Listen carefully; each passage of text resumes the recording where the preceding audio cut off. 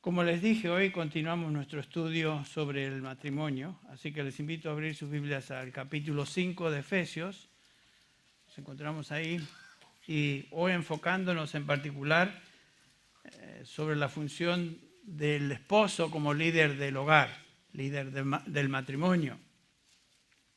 Hemos visto ya por semanas, estudiado que basándonos en el pasaje que leímos al inicio de la creación del matrimonio, Dios diseñó que el hombre fuera el líder del hogar, el líder de la relación matrimonial, y hizo a la mujer para ser compañera idónea de su esposo, lo que acabamos de leer en el capítulo 2 de Génesis, versículo 18. Seguimos con hemos avisado. ¿Saben qué? Yo creo que vamos a considerar la posibilidad de excomulgación para aquellos que siguen pecando en el asunto esto de los celulares. Hay varios pecados que merecen ser excomulgados. Este es uno de ellos, que no está en la Biblia. Aquellos que no me conocen me dicen, ¿qué está diciendo este señor? Bueno, pero lo hemos dicho, lo hemos repetido. Bueno, no, el que no se sientan terribles, solamente, bueno, sirvió como distracción, ¿verdad? Siempre lo es. Ahora, volviendo a nuestro tema. En el hogar, Dios diseñó al hombre, el padre, que sea la persona responsable por el bien de la familia.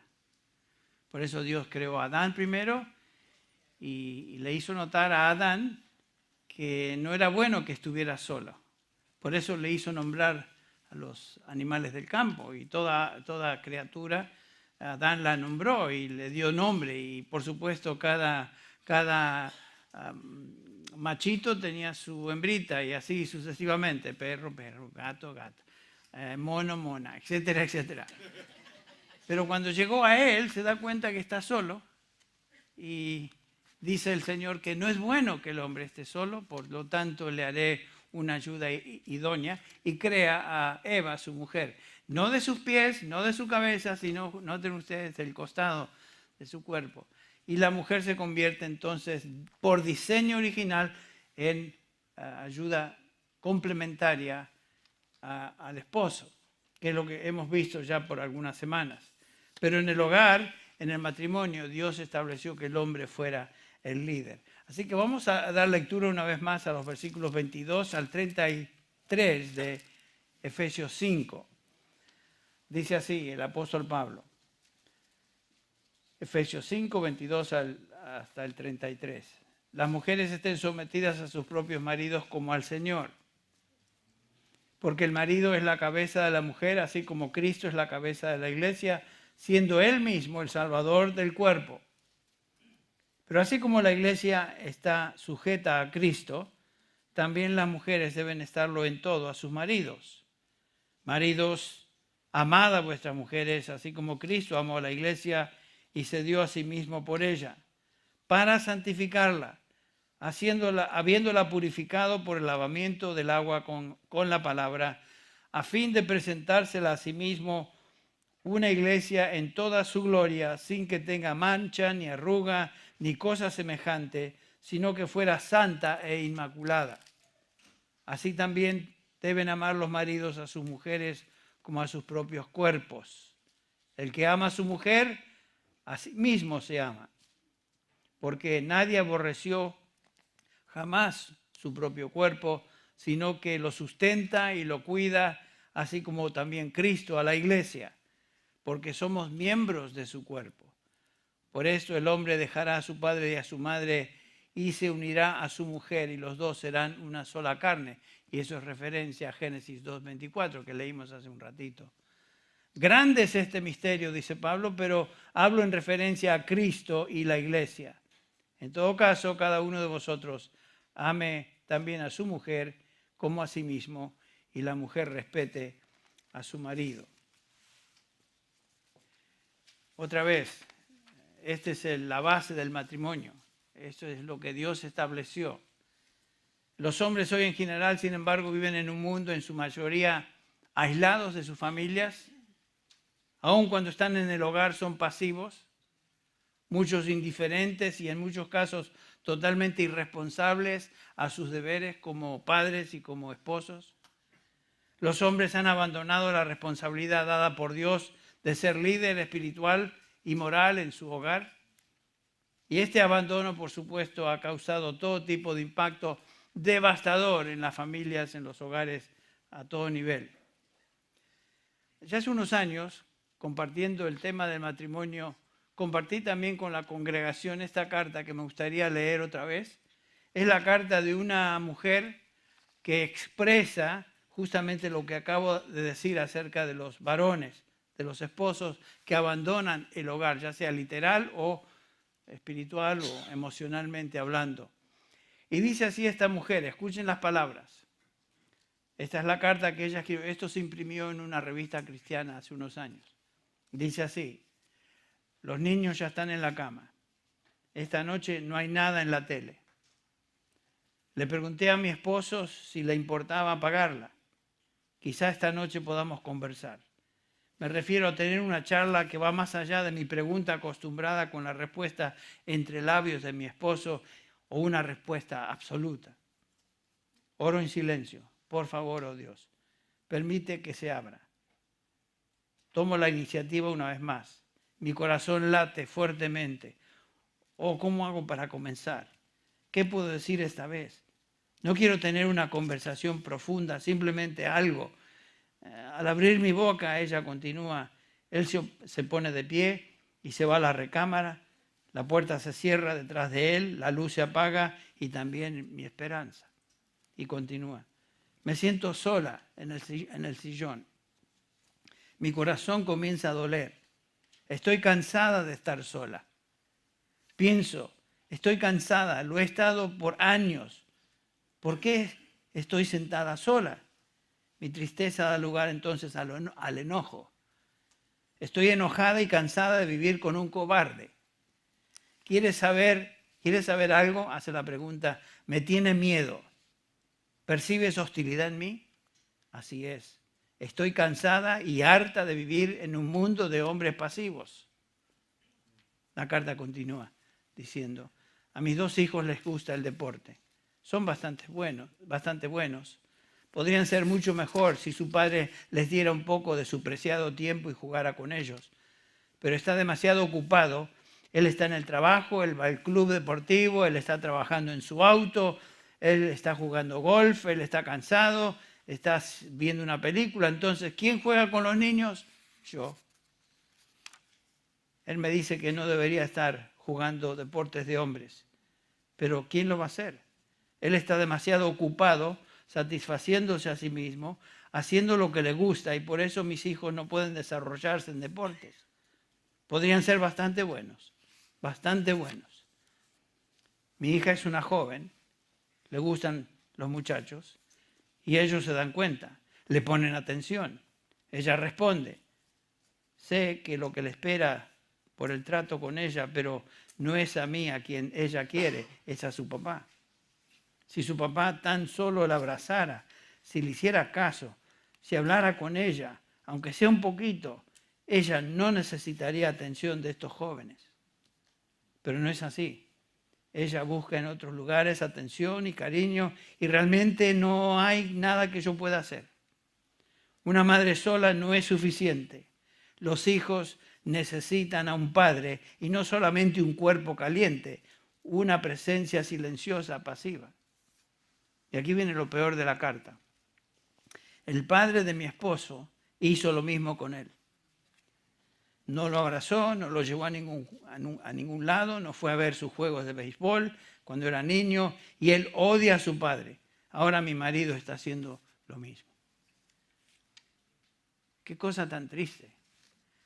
Leí esta carta varias veces y cada vez que la leo es como que quisiera soltar las lágrimas porque es realmente impresionante escuchar las palabras de esta mujer.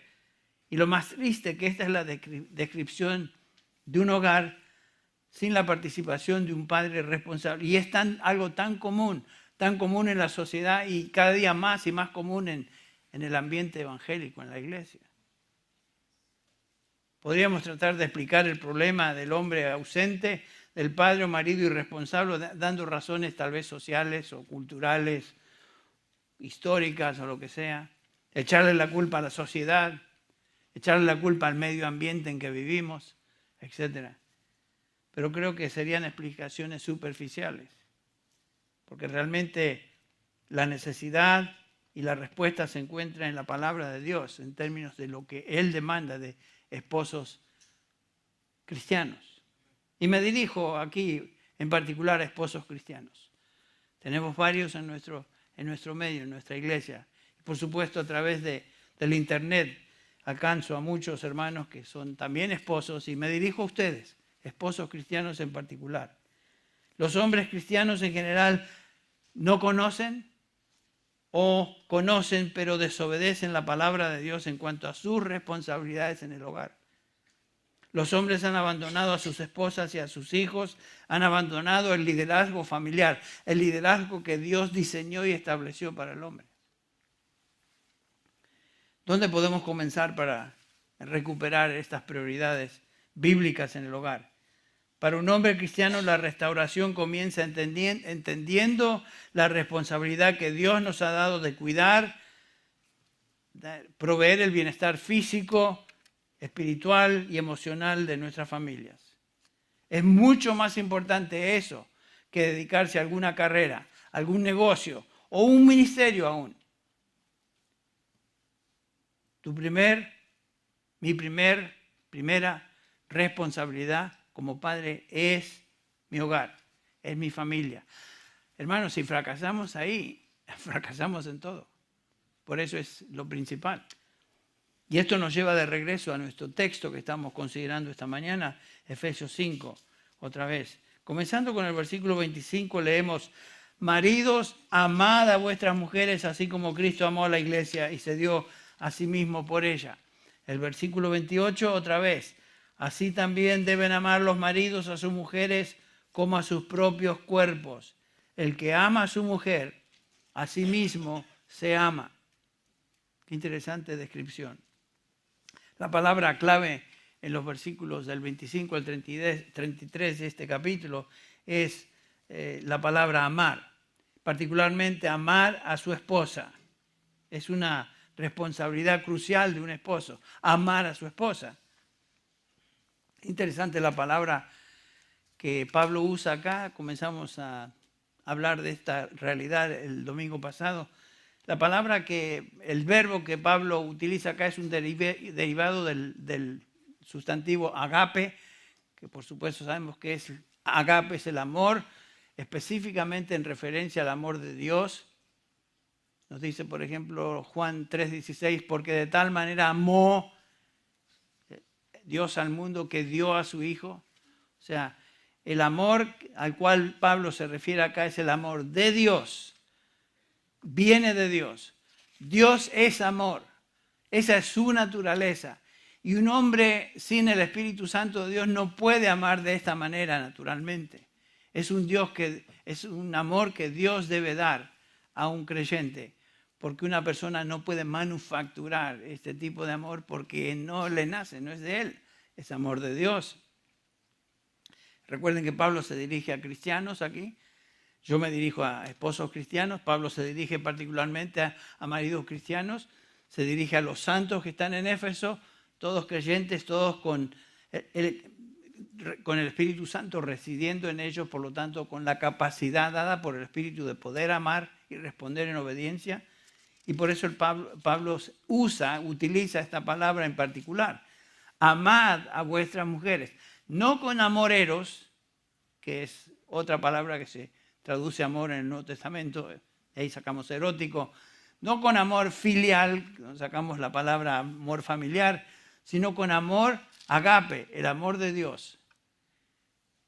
Qué interesante que Pablo pide a los esposos creyentes, a nosotros, que somos hijos de Dios, amar a nuestras esposas como a Cristo amó a su iglesia.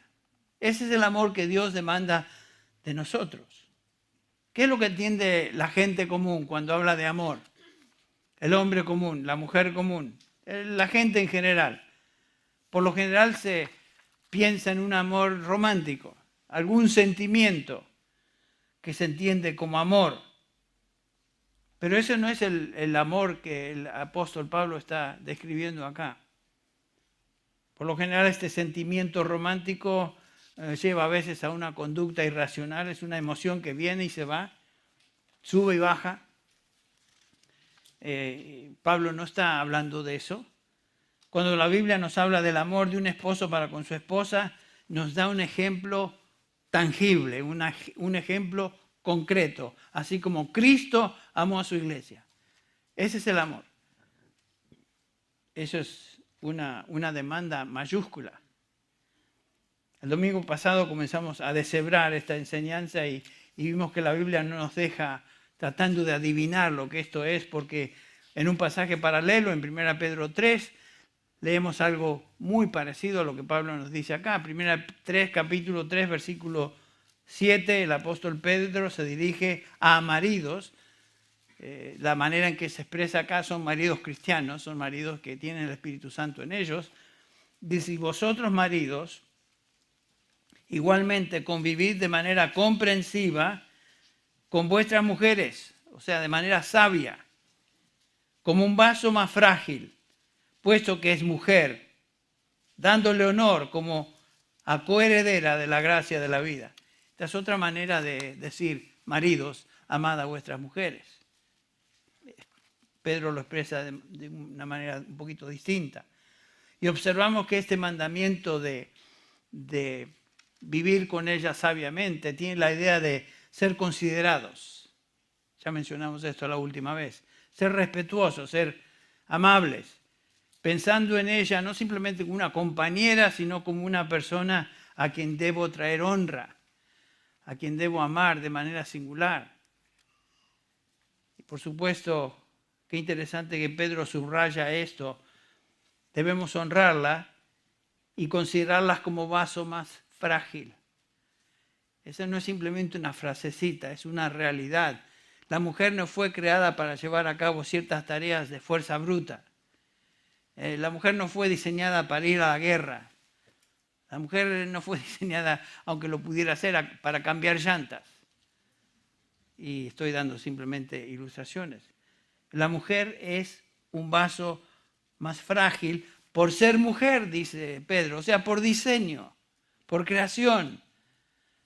Somos iguales delante de Dios en términos de nuestro valor espiritual. Dios nos ama y nos salva de la misma manera, tanto a mujer como a hombre. No hay diferencia entre una mujer y un hombre en términos de su valor espiritual ante Dios, pero sí hay diferencia en cuanto a nuestras funciones, nuestros roles que el Señor nos ha dado a cada uno. Yo no puedo pretender ser mujer, ni una mujer puede pretender ser varón, aunque hoy en día noten que esas distinciones están desapareciendo socialmente hablando y culturalmente hablando, lo cual nos hace ver que el enemigo de nuestras almas, el mismo diablo que tentó a Eva, trata de destruir lo que Dios estableció. Con que Dios dijo, capítulo 3, versículo 1 de Génesis, con que Dios dijo, no comerás de ningún, podemos comer, pero de este no podemos. Y comienza a distorsionar y a mentir. Sabe Dios que el día que comáis seréis sabios, como sabiendo entre el bien y el mal. Eso es tentación del mismo diablo. Lo que estamos viendo hoy, la distorsión y destrucción del hogar y las distinciones sexuales o de género, es producto del ataque del diablo contra el hogar, contra el matrimonio. Y cada día se hace más feroz, más obvio, y es realmente, bueno, no voy a entrar en detalles, pero es desmoralizador para un creyente ver eso. Ahora, Pedro dice, miren, amen a vuestras esposas, trayendo honra a ellas, porque son mujeres, son vasos más frágiles. Y noten esta frasecita, para que vuestras oraciones no sean estorbadas. O sea que mi vida de oración como esposo va a ser afectada por el trato que yo le dé a mi esposa. Están relacionadas. Si yo soy desobediente a lo que Dios me dice que haga y de la manera con que trate a mi esposa, si yo desobedezco eso, mi vida de oración va a ser afectada. Mis oraciones no van a ser contestadas. Entonces hay un peligro grande. Así que, esposos cristianos, que me dirijo a ustedes en particular, prestemos muchísima atención a lo que estamos aprendiendo, porque aún tu vida de oración está afectada en el trato que tú tengas para con tu esposa. Entonces, Pablo nos dice en Efesios 5 que nuestro amor debe ser un amor sacrificado, así como Cristo amó a su iglesia y se dio. Eso nos enseña que fue un amor sacrificado, lo vimos la semana anterior. También vimos que es un amor que busca la limpieza, la santidad de la iglesia, de la mujer. Jesucristo nos dio el ejemplo. En el versículo 26 dice, para santificarla, habiéndola purificado en el lavamiento del agua por la palabra, a fin de presentársela a una iglesia gloriosa, sin mancha, ni arruga, ni cosa semejante. Eso es lo que nos espera como iglesia en el futuro. Cuando Cristo venga, seremos como Él, porque le veremos tal como Él es. Y en ese momento seremos inmediatamente conformados a la imagen de Cristo Jesús. Eso no va a suceder hasta la gloria. Pero entre tanto, estamos buscando todo lo que sea posible para que nuestro amor por nuestra esposa sea similar al amor de Cristo por la iglesia, buscando su santificación, buscando su piedad. Es un amor purificador. Nuestra responsabilidad como varones es sacrificarnos por nuestras esposas y pensando en ellas primero, pero guiándolas con nuestro ejemplo, con nuestro testimonio, a ser más y más mujeres de piedad. Eso es lo que buscamos en nuestra esposa. Por supuesto, cuando uno comienza la relación, estaré viendo eso en un instante, uno se enamora por lo que ve. Y normalmente, Dios lo hizo así, lo que nos pega es lo que vemos, la imagen externa. Y, qué bárbara. La mujer, qué tipo, qué tipazo. Pero lo que importa no es la belleza externa. Lo que importa es la belleza interna, la santificación, la piedad, que es lo que tiene valor eterno. Y es lo que el amor busca en nuestro cónyuge, en este caso un esposo para con su esposa. Busca la pureza espiritual, pureza emocional, pureza física de su esposa. Su belleza interna, es lo que estoy tratando de decir. Noten el versículo 27, dice Pablo, a fin de presentársela a sí misma una iglesia en toda su gloria, sin que tenga mancha, ni arruga, ni cosa semejante, sino que fuera santa e inmaculada. Eso es lo que yo, en mi amor para con mi esposa, debo buscar para ella también. Que sea santa, que sea práctica, que sea piadosa en su vida práctica. Y hasta aquí llegamos, pero el amor al cual Pablo se refiere aquí es también, comenzando con el versículo 28, es un amor que cuida. Veremos eso en un instante. Es un amor cuidadoso. Fíjense conmigo, el versículo 18 dice, así también deben amar los maridos a sus mujeres como a sus propios cuerpos. El que ama a su mujer a sí mismo se ama, porque nadie aborreció jamás su cuerpo, sino que lo sustenta y lo cuida, así como también Cristo, la iglesia. ¿Qué quiere decir esto de amar el cuerpo? O de amar nuestro propio cuerpo. Obviamente nos hace pensar que si ese es el amor que Pablo está describiendo, no tiene nada que ver con sentimientos. Yo no me enamoro de mi cuerpo. ¿Tú no te enamoras de tu cuerpo? Bueno, alguno se cree a lo mejor muy hermoso o hermosa y tiene cierto ego que lo lleva a mandarse la parte, ¿no? Pero el punto es este, que el amor que Pablo describe acá es un amor práctico. Es un amor que demuestra que es amor. ¿Qué hacemos cuando el cuerpo sufre? ¿Cómo demostramos amor, por decirlo así, con nuestro cuerpo? Si tiene hambre, lo alimentamos. Si está sediento, le damos de beber. Si está cansado, le damos descanso. Si está enfermo, lo atendemos. Si está sucio, lo limpiamos, etcétera, etcétera. Y eso es lo que Pablo está tratando de ilustrar. Miren, amad a vuestras mujeres, y esta es una de las formas que demuestran su amor, es cuidando a sus esposas en todo lo que sea necesario, así como nos cuidamos nosotros en nuestro cuerpo. Es una unión indisoluble, es una unión en la cual nos encontramos con nuestras esposas que antes no existía. Hermanos varones, piensen en esto. Eso es lo que Dios espera de nosotros al amar a nuestras esposas. Debemos demostrar la misma dedicación para con ellas que demostramos para con nuestros propios cuerpos. Es lo que está diciendo el apóstol. El versículo 24, el versículo 31 es una referencia a Génesis 2:24 que ya leímos. Y es muy importante notar esta referencia. Aquí Pablo está citando a Génesis 2. Cuidamos a nuestra esposa porque ya no somos dos, sino que somos uno. Noten eso. Cuando cuido a mi esposa, me estoy cuidando a mí mismo. Noten, el versículo 31 dice, porque por eso el hombre dejará a su padre y a su madre y se unirá a su mujer, y los dos serán una sola carne. Eso es importante de notar. Cuando una pareja se casa y se une físicamente, la palabra de Dios enseña que ya no son dos, sino que son uno. A veces estamos tan acostumbrados a escuchar este versículo en varios contextos, particularmente en bodas, cuando se lee el pasaje, dejará el hombre a su padre y a su madre, se unirá a su mujer y los dos serán uno. Sí, ya lo sé. Pero no pensamos, ¿qué está diciendo ese pasaje?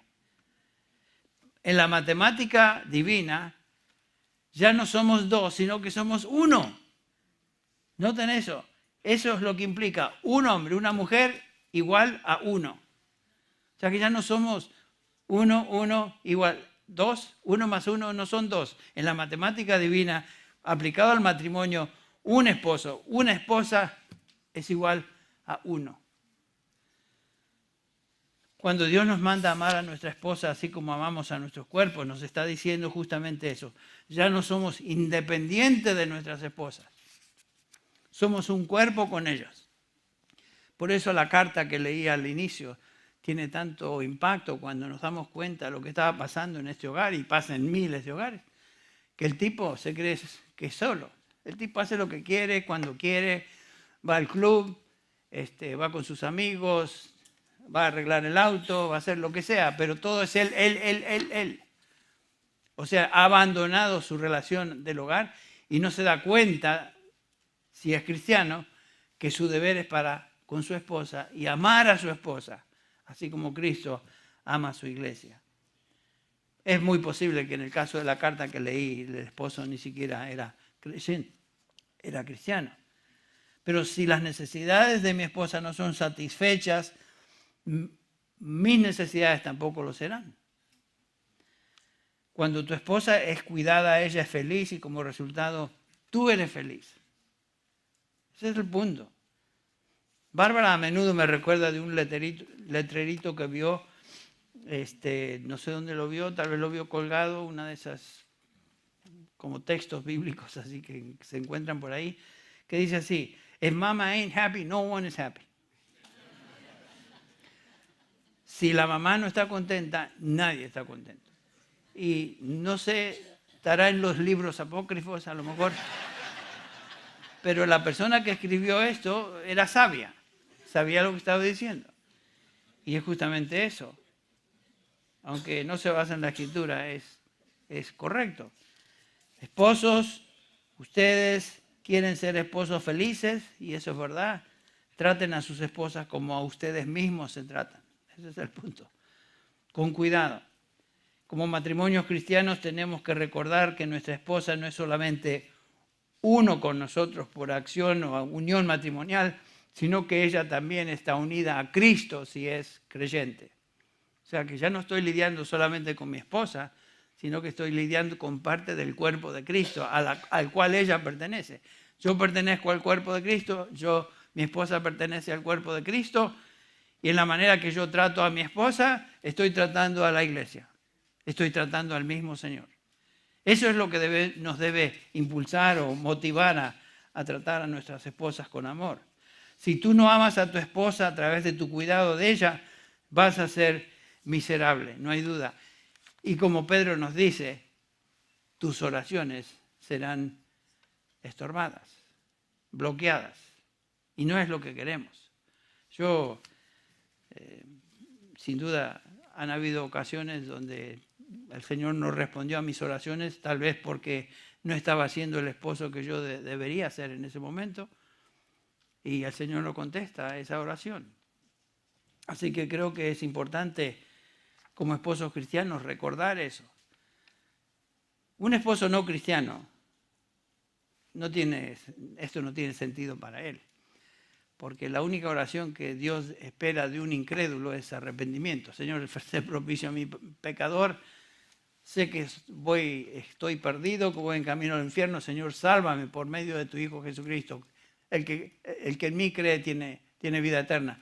Cree en el Señor Jesucristo y será salvo. Eso es lo que un no creyente debe hacer. Y esa es realmente la única oración que Dios escucha de un incrédulo. Una oración de arrepentimiento. Pero regresemos a las necesidades de la esposa. Filipenses 4:19 dice, el apóstol Pablo escribiendo a los filipenses les dice, y mi Dios proveerá a todas vuestras necesidades conforme a sus riquezas en gloria en Cristo Jesús. Dios suple todas nuestras necesidades como iglesia a través de Jesucristo. No todo lo que queremos, sino todo lo que necesitamos.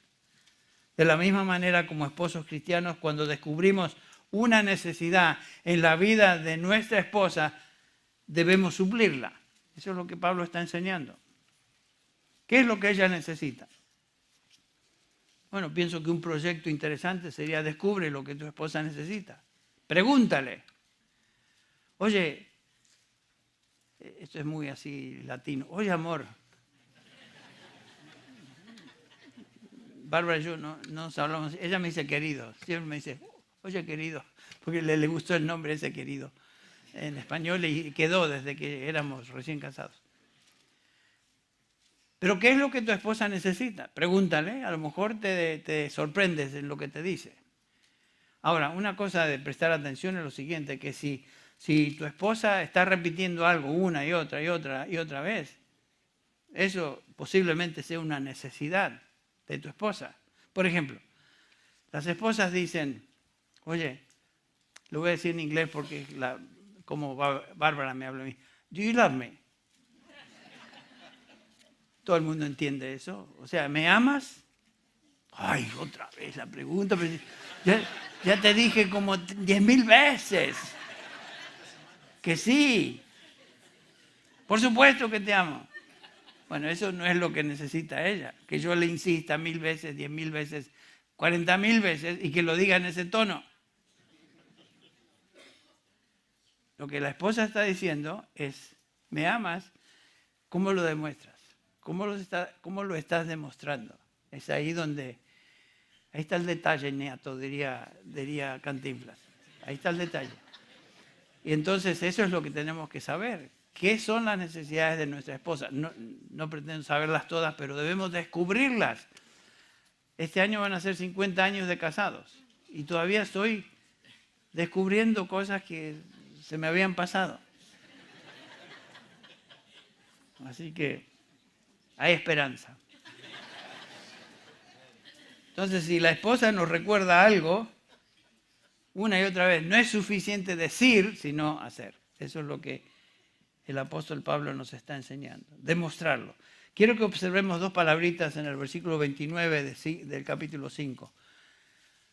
Las dos palabritas son sustento o sustentar y cuidar. Sustenta y cuida. Sustenta quiere decir alimentar. Es una palabra que primordialmente se usaba para referirse a criar hijos, sustentar a los hijos. Aparece en el capítulo 6, versículo 4, cuando dice, vosotros padres no provoquéis a ir a vuestros hijos, sino criadlos, ahí está la palabra, en la disciplina e instrucción del Señor. Al pensar en criar a nuestros hijos, pensamos en cosas tales como darles alimento, ayudarles en su desarrollo, proveer sustento de todo tipo. Pero la pregunta es, ¿pensamos de la misma manera en nuestras esposas o se nos pasa? Muchos piensan que sus esposas son responsables de sustentarlos o sustentar a los hijos, pero la verdad que los responsables de sustentar, según este pasaje, somos nosotros los varones. Sustento físico, emocional, espiritual, lo que sea, aún, por supuesto, económico. La palabra cuidar, la otra palabra que quiero que veamos, quiere decir dar calor. Así como un ave cobija a sus polluelos bajo sus alas, le da calor, esa es la idea, cuida. Y Pablo usa esta palabra en Tesalonicenses en referencia a la madre que cuida a sus hijos. Primera de Tesalonicenses 2:7 dice Pablo, más bien demostramos ser benignos entre vosotros como una madre que cría con ternura a sus propios hijos, que los cuida, que les da calor, que los sustenta. Esa es la idea. Y es un desafío enseñar este concepto hoy en día cuando la mujer es tan independiente y quiere ser igual en todo al hombre, cuando en realidad no fue su diseño original, y quieren ser independientes. Bueno, se necesita un hombre espiritual, pienso yo, un hombre que sigue la palabra de Dios como líder para cuidar, para sustentar a su mujer y ayudarle a convertirse a ella en una mujer apacible, una mujer afable, como describe Pedro. Proveer a la esposa un nido de seguridad, así como un ave cuida y protege a sus polluelos y los cuida. Eso es lo que como esposos debemos hacer para con nuestras esposas. Cuidar, proveer un nido, no literal obviamente, sino un lugar donde se sientan guardadas, protegidas, cobijadas. Esa es mi responsabilidad. Es tu responsabilidad, esposo, de sustentar a tu esposa. Y recuerdan que 1 Timoteo 5:8 nos dice que si un hombre no provee por las necesidades de su familia, ¿se acuerdan lo que dice Pablo? Es peor que ¿quién? Que los incrédulos. En la Escritura el hombre siempre es el proveedor, así como Cristo es el proveedor de la iglesia. Nosotros como iglesia no proveemos nada, nosotros como creyentes, sino que recibimos su provisión, su sustento, su cuidado. Eso es lo que nosotros varones entonces debemos hacer en nuestra relación con nuestras esposas. El versículo 30 de este capítulo dice, porque somos miembros de su cuerpo. Cristo nos cuida y sustenta porque somos miembros uno con Él.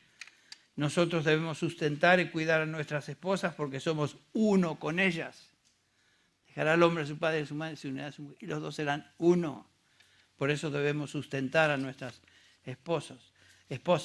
Aquellos que violan este principio y destruyen la relación están sometiéndose, o cometiendo, mejor dicho, una especie de suicidio. Si yo no amo a mi esposa, no me estoy amando a mí mismo. Y Pablo está tratando de subrayar y resaltar eso. La gracia de Dios obviamente perdona todo pecado. Pero si el matrimonio se destruye, es perdonable, pero no es reparable. Porque si uno destruye el matrimonio, se acabó.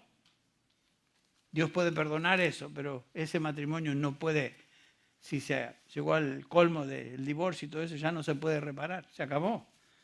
Entonces, cuando amamos a nuestras esposas como Cristo amó a su iglesia, las amamos en una manera sacrificada, una manera que purifica y una manera que cuida a nuestras esposas. Y en cuarto lugar, es un amor inquebrantable. Noten que Génesis 2:24 que leímos, y Pablo se refiere acá otra vez en el versículo 31, dice, por eso el hombre dejará a su padre y a su madre y se unirá a su mujer y los dos serán una sola carne para siempre. Se acabó. Se acabó. Una vez que me caso con esa esposa, esa mujer, ya se acabó la búsqueda, se acabó el tratar de hacer cosas que tal vez un incrédulo hace por ahí, se acabó. Por eso dice Efesios 5:31, repitiendo Génesis 2:24, el hombre dejará a su padre y su madre, se unirá a su mujer y los dos serán una sola carne. 4 veces se repite ese versículo en la Escritura, desde Génesis 2 hasta, creo que es, no me acuerdo la última epístola donde se encuentra. El punto es este, que si Dios repite un principio 4 veces, prestemos atención, es muy, muy importante. Serán una sola carne, unión sexual. Primordialmente se hace referencia a eso. Y obviamente que cuando nace una criatura como resultado de la unión entre un hombre y una mujer, lleva la misma estructura genética de ambos padres, lo cual es un emblema de la verdadera unión física. Cuando la vida de un hombre se une a la vida de una mujer en la intimidad de la relación sexual, ese acto se identifica en la Biblia como una sola carne. Por eso se debe solamente usar y separar exclusivamente para la relación matrimonial. Porque si un hombre se une, a una mujer que no es su esposa en una relación sexual, está cometiendo lo que acá nos dice. Exactamente, serán una sola carne. Noten lo que Pablo dice y cómo Pablo exhorta a los creyentes en Corinto, que eran muy liberales en cuanto a las relaciones sexuales.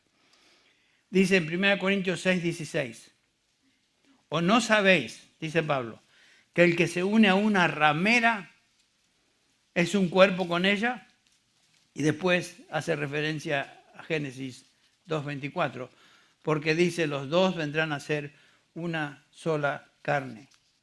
La unión marital no es primordialmente una unión mística, es una unión primero física. Por supuesto, habiendo dicho eso, va más allá de la relación física. Sí, ciertamente envuelve todo lo que tiene que ver con la persona, pero comienza con lo físico. El diseño divino, el hombre y la mujer se unen perdiendo su identidad personal, individual, y se unen ahora llegando a ser una nueva identidad, como pareja, para siempre. Por eso el Señor Jesús en Mateo 19:6 dice, lo que Dios une, o lo que Dios ha unido, no lo separe el hombre, haciendo referencia a Génesis capítulo 2 también. Por esta razón Dios odia el divorcio, porque destruye una relación indisoluble e indivisible. Dice el pasaje, dejará, el versículo 31, dice una palabra muy intensa, dejará el hombre a su padre y a su madre y se unirá a su mujer. Es un verbo muy, muy fuerte cuando dice dejará, dejar, abandonar, y se unirá a su mujer, lo cual quiere decir se pegará, quedará pegado a su mujer, así como uno pega 2 trozos de madera con cola, así es la cosa. Primero separados, luego pegados, y eso es para siempre. Para siempre. Y Dios odia el divorcio. Lo veremos en Malaquías en un segundo. Yo recuerdo cuando enseñaba hogar cristiano en el seminario en México, que los estudiantes me hacían ver que en el contexto mexicano, cultural mexicano, existe una manera de pensar un poco extraña, cuando las madres todavía quieren tener una relación muy estrecha con sus hijos y mantenerlos bajo la falda.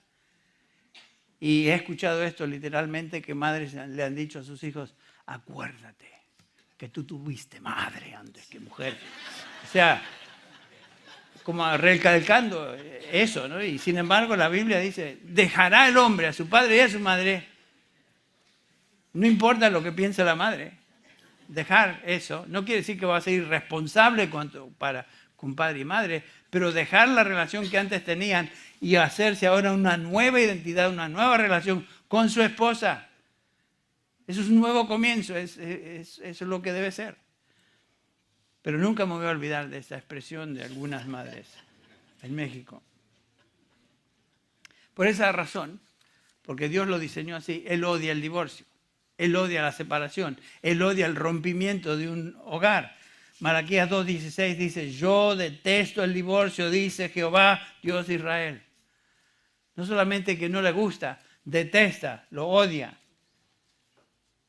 Toda cosa que destruya la unión matrimonial. Algunos dicen que les gustaría mantener el matrimonio intacto, pero se les hace muy difícil vivir con el cónyuge que tienen. ¿Sí? Nadie dijo que era fácil, pero algunos me acuerdo en consejería, en mi propia oficina, cuando hice la pregunta, ¿qué pasaría? O me han hecho a mí la pregunta, ¿qué pasa si yo dejo a mi mujer?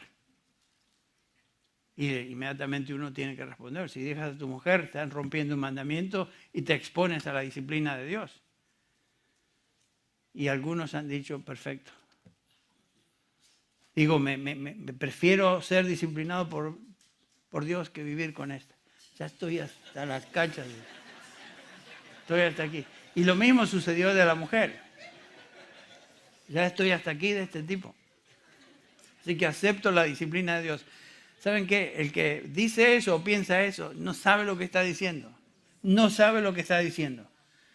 Porque horrenda cosa, dice Hebreos. Horrenda cosa. Hebreos 10:31 es caer en manos del Dios vivo. No te expongas a la disciplina de Dios. Si lo habías pensado, piensa otra vez. Esta gente que llega a ese colmo, han acumulado pecados, ya no saben cómo perdonar y ya han llegado al colmo, ya. A colgar los botines, tirar la toalla, lo que quieran decir, ya se acabó. Para un cristiano eso no es opción. ¿Entendemos? ¿Cuántas veces nos perdona el Señor? El Señor nunca va a decir, estoy harto con este. Ya le perdoné demasiadas veces, ya no lo aguanto, así que lo voy a descartar.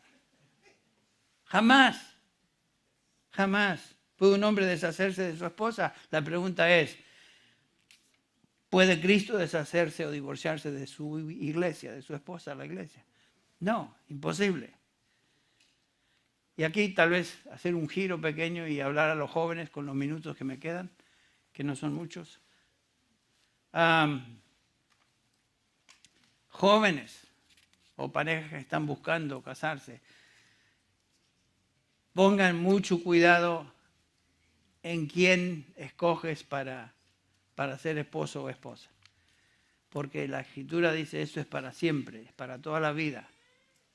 No hay opción si eres cristiano. Y a lo mejor tú estás pensando, eso me pone un poco nervioso. Debería ponerte nervioso porque es lo que Dios dice. Debes tener cierto temor. Cuando uno se enamora, y ustedes saben lo que es, todos hemos pasado por momentos de cuando estamos y vemos pajaritos y angelitos flotando y quién sabe qué cosas. Pensamos que mientras tenga esos sentimientos todo va a ir bien. No es así. Esos sentimientos están hoy y desaparecen mañana. Así que por favor, jóvenes, tengan mucho cuidado, muy sabios en escoger con quién se van a casar. Algunas sugerencias serían, anda en el Espíritu. Y acuérdense que hablamos con la definición de ser lleno del Espíritu, es simplemente ser obediente a la palabra de Dios. No te preocupes de encontrar la persona correcta, preocúpate en ser la persona correcta. Tú, no te preocupes del otro. Pero si ese es el caso, investiga, piensa, ¿qué reputación tiene la otra persona? ¿Qué dice la gente de él? ¿Qué dicen sus familiares? ¿Qué dicen sus padres? ¿Qué dicen sus hermanos? ¿Cómo se ha tratado? ¿Es parte de la iglesia? ¿Qué dicen los hermanos que le conocen bien? Es muy importante saber, porque no hay paso atrás. Una vez que uno se casa, cuando el pastor dice, os declaro marido y mujer, se acabó. De ahí en adelante, no hay separación. Algunos piensan, bueno, es que cuando, a lo mejor no es creyente, pero pienso que cuando me case lo voy a llevar a la iglesia. Y se va a convertir. ¿Cómo va a entrar al matrimonio con esa actitud? La Escritura claramente nos enseña que es prohibido para un creyente unirse en yugo desigual con alguien que no es creyente. Prohibido. 2 Corintios 6, 19. 6, 14, perdón, y 15. Entonces, no pienses que lo vas a convertir. No. Esa no es tu función. Tú no eres la persona que va a llevar a este esposo a los pies de Cristo. Puede ser que suceda, pero no entres al matrimonio pensando de esa manera. Observa las amistades de esa persona, con quién se asocia, observa su guardarropa, cómo se viste. Eso indica bastante de la persona. ¿Qué dicen los amigos? Etcétera. Entonces, dejar al hombre a su padre y a su madre y se unirá a su mujer es algo muy serio. Es el paso más importante en la vida de un creyente. ¿Quién va a ser la persona que va a ser mi esposo o mi esposa? Y hay que escogerlo con muchísimo cuidado. Y noten lo que dice Pablo acerca del matrimonio en el versículo 32. Grande es este misterio, pero hablo en referencia a Cristo y la iglesia. ¿Por qué debo amar a mi esposa de manera que Cristo amó a su iglesia? Y Pablo da la respuesta, debido a la naturaleza sagrada del matrimonio. Noten lo que dice Pablo del matrimonio. Es un misterio, pero después agrega, es un símbolo de la relación sagrada que existe entre Cristo con su iglesia. El matrimonio debe ser tratado entonces con reverencia, con asombro por lo que representa. Entonces no entramos a la ligera al matrimonio. No, imposible. Finalmente llegamos al resumen en el versículo 33 y estoy acelerando un poquito, pues se nos va la hora. Versículo 33 dice, repasa todo Pablo diciendo, en todo caso cada uno de vosotros ame también a su mujer como a sí mismo y la mujer respete a su marido. Esta debe ser la actitud de amor que ambos deben tener desde el comienzo de la relación, durante los años de criar hijos, durante el tiempo cuando los hijos se van, durante la época cuando están solos, como nos quedamos ahora Bárbara y yo, que los chicos ya formaron sus matrimonios. Entonces, debemos tener esa actitud para con la relación. Si no hemos guardado una lista de ofensas, si nos perdonamos como Dios nos perdonó, si cultivamos un amor sacrificial, si hemos practicado un amor purificador, buscando la belleza espiritual de nuestras esposas, si hemos mantenido un amor cuidadoso, inquebrantable, si hemos entrado al matrimonio con una actitud de reverencia por lo que representa nuestra relación a Cristo, entonces, como esposos seremos recompensados y nuestra esposa será recompensada. Este es el amor que Dios pide de nosotros y es posible comenzar donde estamos. Tal vez algunos de ustedes están pensando, bueno, ya pasó mucha agua debajo del puente, pasaron los años, he cometido errores tremendos. ¿Y ahora qué hago? Bueno, nunca, si tú eres creyente, hijo de Dios, hija de Dios, no se acabó todo. El Señor te está dando oportunidades. Desde el momento que volvemos nuestro rostro a Dios y pedimos su ayuda y su gracia, Él contesta esa oración. Y Dios nos toma donde estamos y seguimos adelante. Y que sea tal vez el comienzo de una nueva relación con tu esposo o esposa que tal vez no has tenido hasta hoy. Por el simple hecho de pensar y guardar estos principios que encontramos en Efesios capítulo 5. Pero esto comienza con la responsabilidad, recae sobre los hombros de los varones, los esposos. Comienza cuando cultivamos nuestra propia vida espiritual. Oración, meditación en la palabra, obediencia a la misma, pasito a pasito. Cuando caemos, confesamos, seguimos adelante. Una cosa hago, dice Pablo, olvidándome lo que queda atrás, prosigo al blanco. No pensemos en todos los fracasos, pensemos en lo que nos queda. El Señor nos levanta y vamos con Él. Y el Señor promete sostener nuestra mano y guiarnos en ese tipo de decisión para con Él. Me gustaría terminar con una paráfrasis de Hechos 20:28. Tened cuidado de vosotros y del rebaño sobre el cual el Espíritu Santo os ha puesto para apacentar la grey de Dios, dice Hechos 20:28. Pero me gustaría utilizar ese pasaje como paráfrasis para aplicarlo al matrimonio y decirlo así. Tened cuidado de vosotros, esposos, y de vuestro hogar sobre el cual el Espíritu Santo os ha hecho líderes, para cuidar a vuestras esposas. Por supuesto, como veremos, también para cuidar a la familia. Pero el punto es este, que es un llamado a los esposos, es un llamado a los líderes, es un llamado que tenemos que tomar muy a pecho. Dios demanda de nosotros que amemos a nuestras esposas de manera singular, como Cristo amó a su iglesia. Y todo lo que hemos visto son las implicaciones de ese amor. Bueno, hasta aquí llegamos sobre el tema de responsabilidad del esposo. Continuaremos dando leña a los esposos. No, continuaremos la próxima vez, pero hemos cubierto suficiente material hoy. Vamos a pedir que el Señor bendiga su palabra. Inmediatamente terminamos con un himno final. Señor, te damos gracias por tu palabra, la cual es clara, la cual nos instruye. Gracias, Padre, por el Espíritu Santo que está en nosotros, que reside en nosotros y nos da la fuerza, la capacidad para obedecer. Señor, quisiera que tú utilices este mensaje hoy para tocar la vida de particularmente esposos, padres cristianos que están luchando, que están pasando por pruebas y ven la responsabilidad que ellos tienen, pero Señor, se ven débiles. Y pido, Padre, que tú concedas tu gracia y tu misericordia para dar fortaleza a estos hermanos de obedecer. Todos somos débiles. Tú nos dices que vosotros sin mí nada podéis hacer. Y en ese espíritu de dependencia venimos delante de ti pidiendo, Señor, ayúdanos. Que tu gracia y tu misericordia sea manifiesta en nuestra vida. De aquí en adelante en nuestra relación con nuestras esposas. Lo pedimos en el nombre de Jesús. Amén.